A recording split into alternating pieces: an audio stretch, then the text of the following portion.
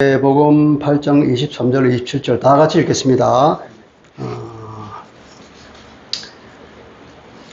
시작.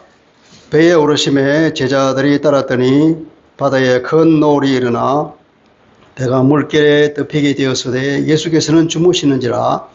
그 제자들이 나와 깨우며 이르되 주여 구원하소서, 우리가 죽겠나이다. 예수께서 이르시되 어찌하여 무서워하느냐, 믿음이 작은 자들아 하시고 곧 일어나사 바람과 바다를 꾸짖으시니 아주 잔잔하게 되거늘 그 사람들이 놀랍게 이어 이르되 이가 어떠한 사람이기에 바람과 바다도 순종하는가 하더라. 아멘. 하나님의 말씀입니다. 한국의 속담에 이런 말이 있습니다. 호랑이에게 물려가도 정신만 차리면 산다. 그런 얘기 있습니다. 호랑이에 물려가는데 정신 차릴 수 있을까요? 얼마나 무섭겠습니까? 그러니까 무서워하지 말아라 이거죠. 이 무서움이 사람을 죽이는 거예요. 두려움이 사람을 정상적인 사고를 못하게 방해하는데, 이 두려워하지 않아야 정신을 차릴 수 있는데, 그러니까 결국은 이 두려움이 문제란 말이에요. 두려움만 제거할 수 있다면 참 좋겠죠. 그런데 이 두려움은 하나님이 주시는 마음이 아니다. 그렇게 성경은 말하고 있습니다. 요한일서 4장 18절 세 번역으로 읽어볼게요. 사랑에는 두려움이 없습니다. 완전한 사랑은 두려움을 내쫓습니다. 두려움은 징벌과 관련이 있습니다. 두려워하는 사람은 아직 사랑을 완성하지 못한 사람입니다.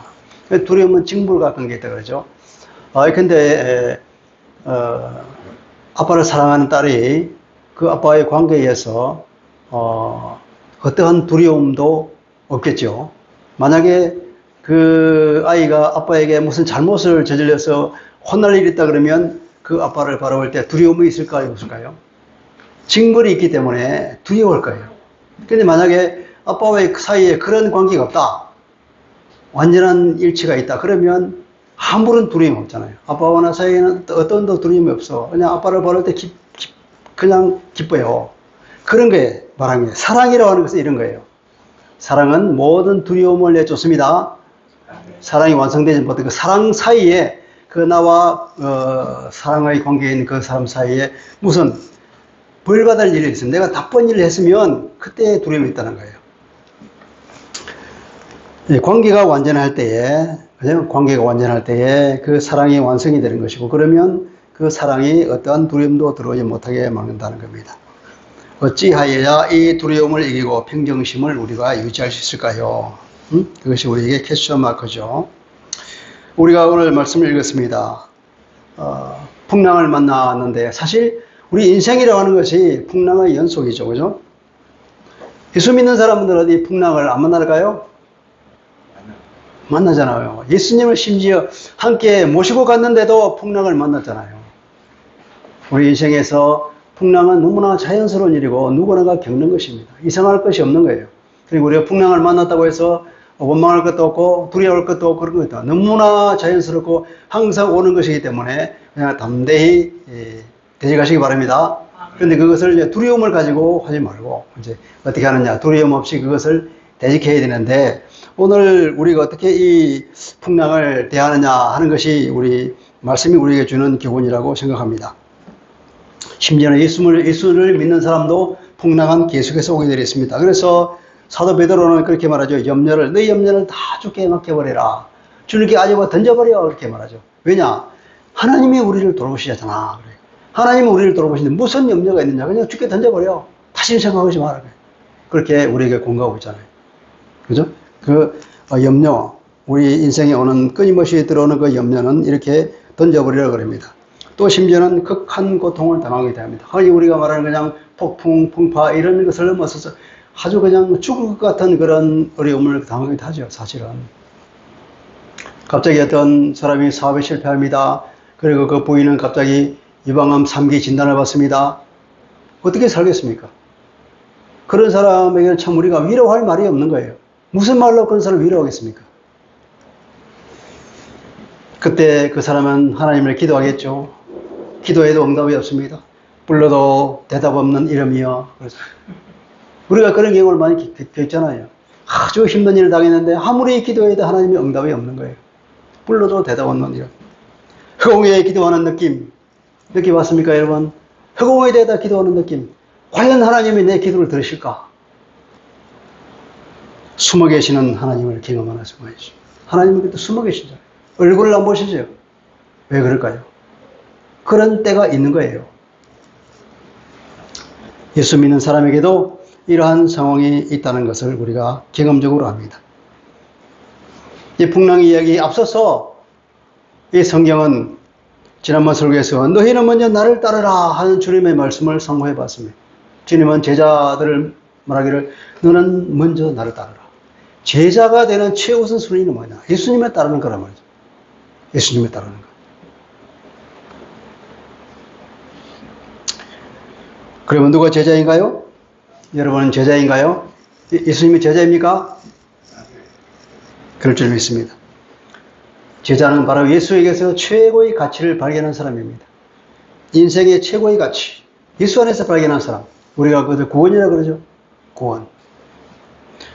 어떤 것을 희생해서라도 반드시 구원은 잡아야 하는 거예요.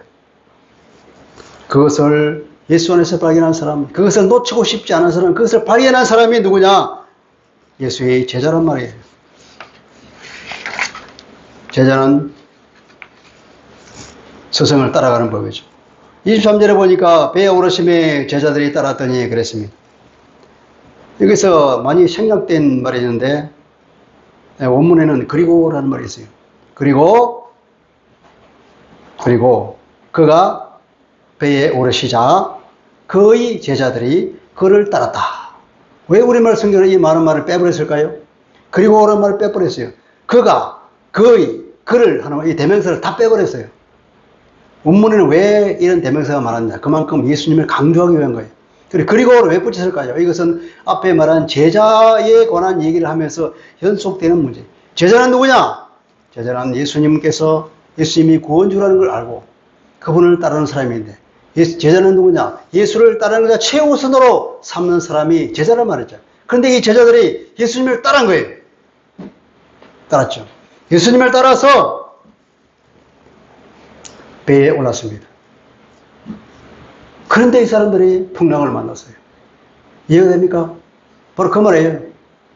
제자는 예수를 따르는 것을 최우선 순으로 삼고 살아가는 사람에게 주님이 말씀하셨는데 너는 먼저 나를 따르라고 그랬는데 막상 주님을 따르다 보니까 무엇을 만났다? 풍랑을 만난 거예요. 이 풍랑은 그냥 낮에 만난 풍랑이 아니라 마가복음에 동일한 얘기가 오는데 마가복음 4장 35절에 의하면 세 번역입니다. 그날 저녁이 되었을 때에 예수께서 제자들에게 말씀하셨다. 바다 저쪽으로 건너가자. 그래서 그 말씀에 순종해서 주님이 배를 타고 계신 것은 배를 타고 그냥 건너간 거예요. 밤이에요. 갈릴리 바다만 밤은 무섭습니다. 여러분, 갈릴리 바다는 이스라엘 자체가 굉장히 지형이 특이하게 생긴 지형인데, 요단강을 중심으로 해서 그 사해라고 하는 곳은 해발 고도가 마이너스예요. 해수면보다도 200m, 300m, 400m 낮아요. 이 갈릴리 호수는 해발 210 몇 미터라고 그래요. 200m가 더 내려가는. 그리고 옆쪽에는 굉장히 높은 산지죠. 그러니까 아라비를 다 보면 거의 7, 800m 되는 그 차이가 나는 거예요. 그 위에 바람이 분다. 그럼 그 사이가 7, 800m 되는데 거기에 어떤 변화가 일어나냐. 그 약간의 기온의 변화에 의해서 바람이 급격하게 불기도 하고 풍랑이 일기도 하고 그런 일이 수시로 일어나는 곳이에요. 더구나 밤은 위험한 거예요. 그런 일이 자주 일어난다. 그 위험한 밤바다를 왜 주님께서 아시면서 건넜을까요? 제자들은 또 주님을 믿었습니다. 따라갔죠. 그 위험을 무릅쓰고 건너간 것입니다. 이렇게 믿음이라고 하는 것은 때로는 이렇게 모험을 하는 것입니다. 그죠? 모험을 하는 거예요. 믿고 걷는 겁니다. 믿고 건너가는 거예요.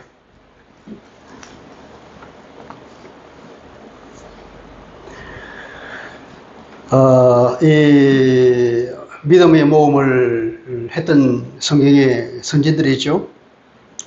노아는 어떤 모험을 했습니까? 산 위에다가 배를 만들으라고 하는데 모든 사람들이 그 조롱을 받으면서 장기간에 걸쳐서 그 배를 만들었습니다. 일꾼도 몇 명 없는 사이에 얼마나 많은 시간이 걸렸을까? 최고 120년이 걸렸을 거라고 생각됩니다. 그런 조롱받는 일을 시작했어요. 모험의 길을 갔습니다. 이게 믿음의 길입니다. 모세는 어땠습니까? 모세도 마찬가지로 그런 모험의 길을 갔죠.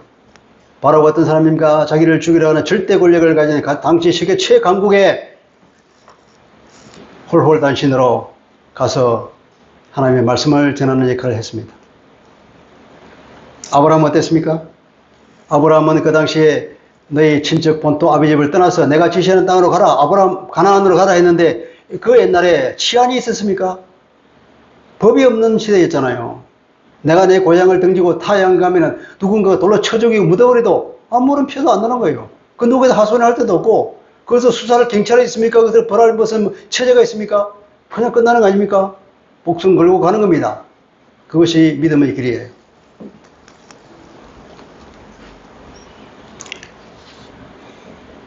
초대교회 때 이방의 전도가 이어져 세계로 흩어졌던 사람은 어땠습니까? 그들도 마찬가지 아닙니까? 그냥 모험의 길, 믿음의 길, 전도의 길을 갔던 것입니다. 레디칼이라는 책을 쓴 어떤 목사님 계시죠? 레디칼이 뭡니까? 급진적이란 말입니까? 제가 그 책을 읽어보진 않았지만 아마도 예수 믿는 사람들은 이 믿음이라는 것은 이 레디칼을 요구한다는 그런 의미가 아닐까 싶어요. 믿음이란 급진적인 것입니다. 이 사회를 살 때 어쩌면 아무도 생각하지 못하는 그런 급진적인 생각과 급진적인 행동을 때로는 요구한다는 것이 믿음이라는 말이겠죠. 여러분 철로역정을 읽어봤습니까? 철로역정의 길이 뭡니까? 그것이 레디칼한 길이 아니었어요. 그게 대단히 모험적인 길을 가는 것입니다. 근데 왜 그런 모험적인 길을 갈까요? 하나님이 우리를 돌보신다는 믿음이 있기 때문에 가는 겁니다. 24절 볼까요? 24절에 바다에 큰 노을이 일어나니 이 앞에도 생략된 본문이 있습니다. 그런데 보라. 논란이네. 그런데 보라. 바다에 큰 노을이 일어나 배가 물길에 덮이게 되었으니 이게 노을이라고 번역한 단어는 원래 제대로 번역하면 폭풍이라고 일반적으로 번역이 됩니다. 그래서 다른 성경에 보면 광풍이라고도 번역했죠. 근데 여기서는 그냥 노을, 큰 노을이는 파도잖아요. 태풍이 올 때에 오는 큰 파도, 그걸 노을이라고 하잖아요. 바다에 큰 노을이나, 그러니까 광풍이 불어서, 폭풍이 불어서 큰 파도가 일어나고 이제 배가 물에 잠기게 되었다 하는 겁니다. 아까 제가 말씀드렸지만 갈릴리호수는 종종 이런 일이 있는 일입니다. 그런데 예수님은 주무시고 계시다 그럽니다. 예수님은 주무시겠다. 주님은 쉴 데 없는 사역에 지쳐서 곧 골아 떨어진 걸로 생각됩니다. 두려움 없으면 염려가 있다든지 그러면 잠을 못 자겠지만 주님은 마음에 늘 평정심을 유지했어요. 그래서 그때는 조금이라도 쉴 틈이 있으니까 주님께서 깊은 잠에 떨어졌다는 거죠. 주님은 완전한 평정심이 있습니다. 광풍이 부는 것도 모르고 그냥 잠을 자십니다. 전능하신 주님께서 그걸 모르셨을까요? 아마 알았을 겁니다. 그 광풍이 있는 것을 모르셨을 거예요. 알고 아마 제자들을 끌고 그 바다를 건너설 것입니다. 이때 제자들은 무엇을 했을까요? 성경에 기록되어 있지 않지만 그 행간을 읽어보면 아마 우리가 짐작할 수 있습니다. 살기 위해서 고군부터 했겠죠. 열심히 온 힘을 다해서 노를 젓고 그뿐 아니라 자기가 할 수 있는 온갖 다른 것들을 다 했을 것입니다. 그리고 드디어 물이 다 바다 배 안에 다 들어와서 물이 잠기게 됐을 때야 그때야 드디어 주님을 깨우려고 생각했겠죠. 그렇습니다. 그때야 그들이 말했죠. 뭐라 그랬습니까? 구원하소서. 주여 우리를 구원하소서. 우리가 죽겠나이다 그랬습니다. 거의 죽게 됐을 때 주님을 깨웠습니다. 여기서 특별히 구원이라는 단어를 썼어요. 구원. 그리고 우리가 멸망하게 되었습니다. 우리 그 죽게 되다. 멸망과 구원. 그 종말론적인 단어들이에요. 종말론적인 단어. 그러니까 이 말은 인생의 풍랑을 만나서 멸망하게 된 사람이 구원 만난 길은 예수밖에 없다는 의미를 여기서 주고 있는 것이죠. 예수 외에 누가 우리를 이 인생의 풍랑에서 영원한 영적인 이 멸망에서 건져줄 수 있겠습니까?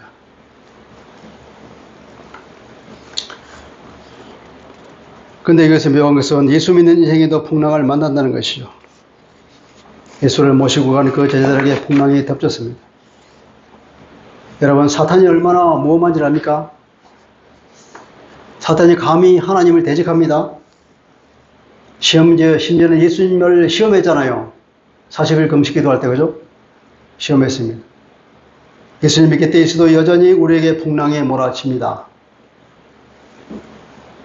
근데 사실 예수님은 지금 바다 건너러 가자고 하셨잖아요. 어디로 가고 있을까요? 어디로 갈까요? 가버나움에서 배를 타고 건너서 그쪽은 데가볼리라는 지역입니다. 데가볼리는 데카폴리스라는 건데 10개의 고을이 있는 지방. 이방 지역이죠. 로마가 이제 거기에다가 행정구역을 설치한 것인데 거기는 그러니까 이방인 지역인데 다른 성경에 보면 그라사 지방이라요. 그라사. 데가볼리의 그라사 지방인데 그라사로 가고 있는데 우리가 이 얘기 잘 알죠. 그라사에 누가 있었다고? 광인이 있잖아요. 미친 사람. 얼마나 힘센지 감히 장정들도 그 사람을 대적하지 못해서 그 길로 다니지 않았다고. 거기에 무엇이 나왔습니까? 군대 귀신이 나왔잖아요. 그죠? 그러니까 예수님께서는 이 군대 귀신 들린 그 사람을 고치려고 사실은 이 배를 타고 그쪽으로 가자고 하신 거예요. 그런데 이 귀신이 그것을 미리 알은 것 같습니다. 군대 귀신이 먼저 알고 방해하기 위해서 광풍을 일으킨 것이 아닌가 그런 생각이 드네요. 예수 믿는 우리에게 늘 풍랑이 닥쳐옵니다. 예수 믿는 우리를 무너뜨리려고 심지어 하나님을 대적하고 예수님을 시험했던 그 악한 존재가 왜 우리를 시험하지 않겠습니까? 수시로 베드로도 말했죠. 우는 사자가 산비일자를 찾는 것처럼 그렇게 돌아다니고 있다고. 정신 차리고 깨어서 마귀를 대적하라 그랬잖아요. 이 풍랑이 우리에게 계속 온다 이 말이에요. 풍랑이 없는 것은 무덤밖에 없다고 그러잖아요. 죽으면 조용합니다. 살아있는 이상 우리는 계속해서 풍랑과 싸워야 됩니다. 사탄이 완전히 멸망받아서 저 음부로 끝나기 전까지는 계속해서 오히려 성경에 의하면 요한계시록에 의하면 자기 때가 얼마 남지 않은 것을 보고 분내어 내려갔다고 해요. 그러니까 사탄이 지금 마지막 발악을 하는 시기이기 때문에 그 역사적 어느 때보다도 지금 사탄이 발악과 강하다고 봐야 됩니다. 그만큼 우리가 더 정신을 차려야 할 때입니다. 사실은. 그래서 우리는 이런 풍랑을 만나면 두렵죠. 그러나 우리가 두려워하지 말아야 합니다. 왜냐합니까? 왜냐하면 우리는 우리 안에 예수님이 계시잖아요. 성령의 이름으로, 그죠? 그분은 어떤 분입니까? 창조주요.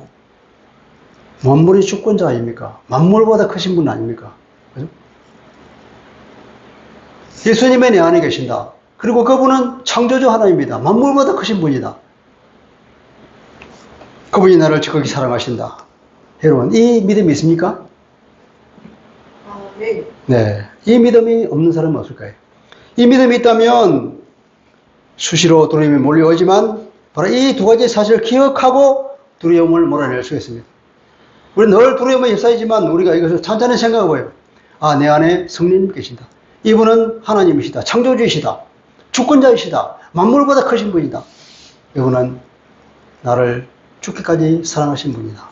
여기에 결론을 이루면 모든 근심과 두려움은 떠나갈 줄 믿습니다. 네. 예, 이것이 믿는 자의 복입니다. 불신자는 사실 의지할 데가 없죠. 그들은 영적인 고아입니다.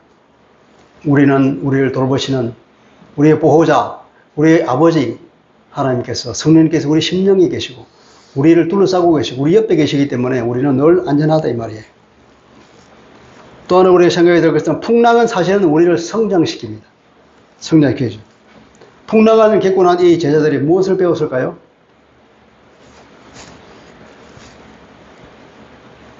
이 27절에 보면 그렇잖아요. 그 사람들이 놀랍게 여기 이르되 이가 어떤 사람이기에 바람과 바다도 순종하게 하는가? 예수님이 어떤 분인가를 좀 더 똑똑하게 경험하는 것을 배웠습니다. 그만큼 믿음이 깊어지겠죠.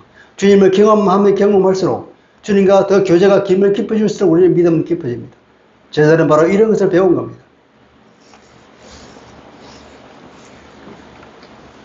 그리고 열심히 자기들이 노를 젓고 물을 퍼내고 했지만 그것은 아무 소용이 없고 그냥 주님을 깨우니까 한 방에 끝나는 것을 배웠잖아요.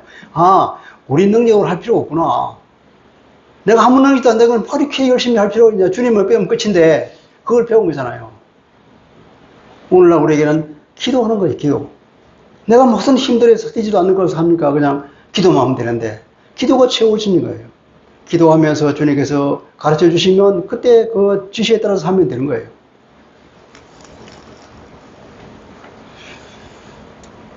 나아가서 그들은 믿음이 굉장히 성장했을 것입니다.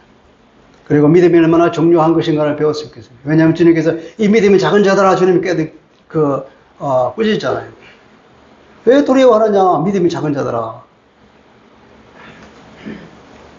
여러분, 온실 안의 화초는 매우 연약합니다. 온실 안의 화초가 비록 예쁘지만 밖으로 내려오면 비바람에 치면 다 부러져 버립니다. 꽃은 다 떨어져 버립니다. 우리가 말하는 애국가에 나오는 건 남산 위의 소나무, 남산 위의 조소나무, 철갑을 들었듯 그러잖아요. 남산 위의 소나무는 강인합니다. 그 한겨울의 찬바람과 그 서리와 비바람을 다 견뎌내고 철갑을 두른 듯이 굳굳하게 서 있습니다. 이 화초, 온실 안에 있는 화초와 그 남산 위에 서 있는 소나무를 비교해 보십시오.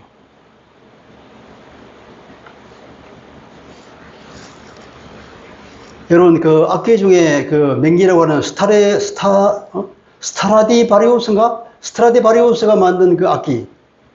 이탈리아 뭐 3대 유명한 악기가 있다 했는데, 그거 아마 동시대에 만들어진 거예요. 스트라디바리우스와 또 뭐, 과르네리, 뭐, 과다니니, 이런 사람들이 만든 악기가 최고의 악기인데, 그때 그 만든 나무가 보면 그 당시 유달리 그 시기에 추웠다 그래요. 그래서 바이올린을 만드는 그 나무가 어떤 나무인지 제가 모르지만 그 나무가 굉장히 추웠기 때문에 그 시대에 자란 나무들이 나이대가 굉장히 촘촘해졌다 그래요. 나이대가 이제 촘촘해 그만큼 나무가 단단하잖아요.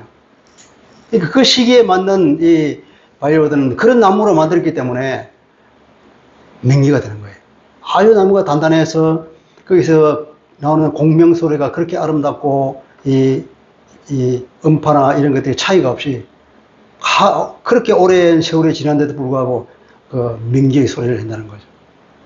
이렇게 나무가 나이대가 촘촘하고 그 추위를 견딘 그 나무가 그렇게 명품 바이올린을 만들듯이 이렇게 우리가 풍랑을 견디고 굳건히 믿음을 지킨 사람들은 하나님의 사랑스러운 자녀들이 될 줄 믿습니다. 여러분에게 풍랑이 미칩니까?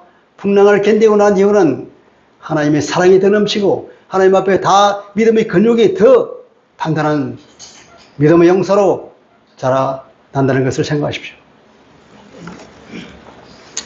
26절 보면은 어찌하여 무서워하느냐 믿음의 작은 자들아. 마가복음 4장 40절은 아직도 믿음이 없느냐 그렇게 말씀했잖아요. 그렇게 나를 따라다니면서 그렇게 기적을 보고 내가 누구인지 알면서도 아직도 나에 대한 그런 믿음이 없느냐. 여러분, 여기서 믿음이란 어떤 믿음이냐면 신뢰하는 거예요. 신뢰. 우리가 왜 누구를 믿잖아요. 믿음. 그걸 난 너를 믿는다 그러면 난 너를 신뢰해 이 말이잖아. 네가 한 말은 나도 믿어. 나는 너를 의지해. 너는 내가 의지할 만큼 충분히 나는 신뢰할 수 있는 사람이야. 그럴 때 하나님 나올 것 같아요. 구원 얻는 믿음 말고 일반적으로 우리가 주님을 믿고 나서 그럼 주님을 어떻게 믿느냐, 얼마만큼 우리 신뢰하느냐 그거잖아요. 어찌하여 무서워하느냐, 나를 그렇게 신뢰할 수 없느냐, 아직도 나를 그렇게 신뢰하지 못하느냐. 내가 하나님의 아들인 것을 안다면 내가 하나님처럼 모든 능력을 해낼 줄 모르겠느냐. 내가 너를 얼마만큼 사랑하며 세상 어떤 위험으로부터 너를 보호해 줄 수 없다고 믿느냐 하는 거죠. 주님은 전능하신 분입니다. 예수님이 그들 곁에 있음에도 불구하고 그들은 예수님을 의지하지 않고 자기 능력에 의해서 열심히 풍랑을 대적했습니다. 그런데 그들은 이길 수가 없었죠. 창조주이신 주님께 맡겼더라면 전혀 고생하지 않고 두려워 떨지도 않고 한순간의 사태가 잠잠해졌을 것인데 자기 능력에 의지하다가 괜히 쓸데없는 고생만 한 것입니다. 주님께서 그리고 나서 말씀했다. 그리고 나서 이 말을 책망하고 나서 일어나 바람들과 그 바다를 꾸짖으셨다. 바람들과 그 바다. 그랬더니 그것이 아주 잔잔해졌다. 그래서 그 바다가 아주 잔잔했다는 겁니다. 여러분, 우리는 왜 기도하지 않을까요? 예수님에 대한 이해가 부족했을 것입니다. 이 제자들처럼 예수님이 어떤 분인가를 잘 몰랐어. 자기 능력에 의지하고 주님을 옆에 두고도 열심히 자기 살 공의를 다 하다가 안 되니까 주님을 깨운 거예요. 주님은 전능하신 하나님이십니다. 주님 우리를 절대적으로 사랑하시는 분입니다. 그렇다면 왜 내가 아무 능력이 없는 내가 내 배 타고 오는 그 풍랑을 해결하려고 몸부림칠까요? 그럴 필요 없는 겁니다. 제일 먼저 뭐 해야 된다고요? 기도하는 겁니다. 주님을 찾는 거예요. 그 사람들이 놀랍게 얘기하되 이가 어떤 사람에게 바람과 바다도 순종하는가? 그 사람들은 누굴까요? 그 사람들은 제자들이 아니라 제자들과 함께 배를 타고 그 바다를 건넜던 사람들이에요. 그들도 주님이 제자들에게 하는 말을 똑똑히 들었겠죠. 드디어 예수에 대한 이해의 폭이 넓어지는 순간입니다. 제자들뿐 아니라 그것을 지켜본 사람들도 무리들도 주님이 어떤 분인가를 알은 거죠. 이제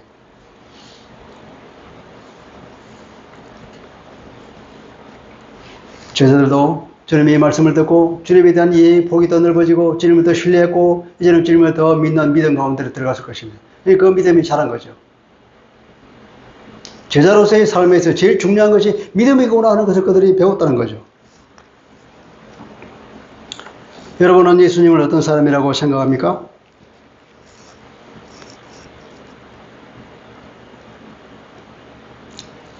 두 가지 조건이 있습니다. 내 기도를 들어주실 수 있는 능력이 있는 분인가 과연? 두 번째는 그분과의 관계입니다. 나를 그만큼 사랑해 주시는 분인가? 나와 아무 관계 없는 주님이 나를 사랑해 주실 리가 없잖아요. 나와 주님과의 관계가 있고 그 관계 속에서 주님은 나를 그토록 사랑하시는 분이다. 그리고 주님은 전능하신 분이다. 이 두 가지 사실이 전제될 때에 그러면 우리가 기도할 수 있잖아요. 또 기도해야 되잖아요. 여러분 이 두 가지 사실을 믿습니까? 그러면 기도하시기 바랍니다. 아까 믿음, 신뢰, 이 신뢰라고 해서 하루아침에 만들어지는 것이 아닙니다. 그죠? 우리가 어떤 사람을 만났을 때 그 사람 신뢰하기까지는 상당히 많은 시간이 지나고 그걸 겪어본 뒤에야 드디어 우리가 신뢰관계가 생기잖아요. 신뢰는 쌓여야 하는 것입니다. 쌓여야. 오늘도 쌓이고 내일도 쌓이고 이렇게 차곡차곡 쌓이다 보면 그것이 우리가 신뢰가 돼서 상대방을 믿을 수 있죠. 시간이 필요합니다. 주님과의 계속적인 교제가 필요합니다. 계속적으로 주님을 만나야 하고 계속 주님을 경험해야 됩니다. 기도하면서 주님을 만나고 경험하게 되고 주님을 신뢰해도 되네? 신뢰가 쌓이는 거예요. 대표적으로 우리 아브라함을 생각해보면 됩니다. 아브라함이 처음 하나님의 음성을 듣고 나갔다가 그가 그런 믿음이 좋은 사람이 아니었잖아요. 근데 점점 하나님과 이 교제가 이루어지면서 경험하잖아요. 하나님을 하나님 이런 분이구나. 이런 분이구나. 나를 이렇게 구출해 주시네. 그러면서 점점 그 믿음에 쌓여서 결국 어디까지 갔습니까? 자기 아들 독자 100세에 낳은 그 아들 이삭을 제물로 바치기까지 그 믿음이 그 하나님에 대한 신뢰가 쌓이지 않아요. 그거에 몇 년 걸렸죠? 40년 걸리잖아요. 시간이 필요한 거예요. 그죠? 그러니까 우리도 그런 신뢰관계 깊어지려면 오늘도 그런 신뢰를 쌓아야 되고 내일도 쌓아야 되고 계속 기도하고 경험하고 이렇게 해야 된다는 거예요. 우리 믿음은 점점 깊어질 줄 믿습니다. 그렇게 믿음은 그렇게 자라는 거예요. 예수님을 내 인생의 주인으로 모셔야 됩니다. 주님을 신뢰한다면 내 삶의 주인을 모실 수 있겠죠. 내가 내 주인이 되려고 하면 내 인생을 망치는데 전능하신 주님이 내 인생의 주인이라고 하면 얼마나 성공하는 인생이 되겠습니까? 하나님의 나를 통해서 이루시고자 하는 그 일에 성공적으로 이루어지겠죠. 풍랑에 있는 이 인생에 그 너와 그 배의 키를 주님께 맡겨버리면 얼마나 좋을까요? 얼마나 내가 홀가분하겠습니까? 그런데 우리가 주님을 신뢰하지 못해가지고 맡기지 못한 일이 얼마나 많습니까? 못 맡기는 자기 말은 안 해서 그렇지만 그 속으로는 내 생각이 주님의 생각보다 낫다고 하는 착각이 있기 때문에 그렇잖아요. 내가 하나님보다 나아. 그런 착각에 빠져있기 때문에 우리가 주님께 의지하지 못하고 기도 안 하잖아요. 기도 안 하는 것은 그런 거예요. 만약에 그것이 아니라면 부지런히 기도하시기 바랍니다. 네. 인생의 풍랑 아무것도 아니에요. 주님께 맡겨버리면. 아멘. 네. 주님은 짐짓 제자들을 밤에 갈릴리 바다를 건너자고 하신 것입니다. 제자들의 믿음이 자라기를 바라신 것이죠. 우리가 오는 풍랑은 우리 믿음을 자라게 만듭니다. 또 바다는 악의 상징으로 종종 묘사가 됩니다. 악의 상징, 악이. 그런데 주님께서 바람과 바다를 꾸짖으셨어요. 꾸짖었더니 뭐니까? 조용해졌다는 거예요. 이 축사와 치유의 기도를 하십니다. 주님이 그 악한 것들을 꾸짖으시니까 귀신을 쫓아내니까 쫓겨나간 거죠. 뭡니까? 사탄의 세력이 축출되고 하나님의 은혜의 통치가 이루어져 잠잠해졌습니다. 우리 인생에 이 은혜가 나에게도 이루어지도록 우리도 수시로 기도해야 되겠죠. 주님이 그렇게 꾸짖은 것처럼 우리도 주님의 제자로서 하나님의 아들로서 꾸짖을 수 있는 능력과 그런 우리 신분이 있습니다. 예수 이름을 사용할 권세를 우리가 주시잖아요. 우리 예수 이름으로 그 악한 자를 꾸짖고, 그죠? 나에게 질병을 가져옵니까? 사단을 꾸짖으십시오. 나에게 풍랑을 가져옵니까? 그 풍랑을 일으킨 사단을 예수 이름으로 꾸짖으십시오. 그런 축사가 필요할 줄 믿습니다. 내 인생의 선장은 주님이십니다. 내가 능기도 안 되면서 내가 애써 하려고 하지 말고 우리가 먼저 주님을 주인으로 모시고 기도합시다. 제자의 핵심은 바로 이 믿음, 신뢰라는 것입니다. 말씀을 맺겠습니다. 인생의 풍랑을 겪고 있습니까? 이 문제를 주님께 맡겨버립시다. 주님 신뢰합시다. 이 풍랑을 일으킨 악의 세력, 그 사탄에 대하여 예수 이름의 권세를 꾸짖어 쫓아냅시다. 내 안에 만물을 바닥하신 주님이 계심으로 나는 절대로 망하지 않는다는 믿음으로 우뚝 섭시다. 오늘도 주님은 당신을 믿고 인생의 모든 문제를 당신에 맡겨주기를 기다리고 계십니다. 우리가 그분께 내 인생의 모든 걸 맡겨버리는 순간 주님이 그것을 다 맡으시고 성공적으로 우리 인생을 항해를 하실 줄 믿습니다. 이 풍랑이 지나간 후에 믿음이 한 뼘이나 자라게 설 내 모습을 상상하면서 우리가 오는 어떤 풍랑도 기쁜 마음으로 감당하는 모든 성도님 되기를 주님 이름으로 축복합니다. 기도하겠습니다. 그러신 아버지, 오늘 갈릴리 바다에서 풍랑을 만난 주님과 제자들을 이야기를 읽었습니다. 주님과 함께 있는 그 제자들에게도 풍랑이 일었습니다. 주님의 말씀에 순종해서 주님을 따랐던 그 제자들에게 풍랑이 일었습니다. 주님, 오늘 우리에게도 풍랑은 흔히 있는 것인 줄 믿습니다. 그러나 주님과 함께 있다 그러면 어떤 것도 두렵지 않고 걱정이 없는 것입니다. 주님이 만물을 바닥하시고 주님은 창조주이시고 우리의 보호자이시고 우리를 지극히 사랑하시는 나의 아버지와 나의 보호자이기 때문에 주님과 함께라면 나는 아무런 걱정이 없습니다. 주님께서 성령의 이름으로 내 안에 계시고 나를 돕기 위해서 내 옆에 계신다는 걸 믿고 어떠한 인생의 풍랑도 주님께 맡겨버리며 기도로 그것을 돌파해내기를 원합니다. 악한 사단을 예수 이름으로 대적하기를 원합니다. 주님, 그래야 늘 믿음이 점점 자라며 주님을 점점 더 경험하며 주님에 대한 신뢰가 점점 깊어지고 우리의 믿음은 점점 깊어지는 주님의 신실한 제자로 성장할 수 있도록 은혜 베풀어 주옵소서. 예수 그리스도 이름으로 기도합니다. 아멘.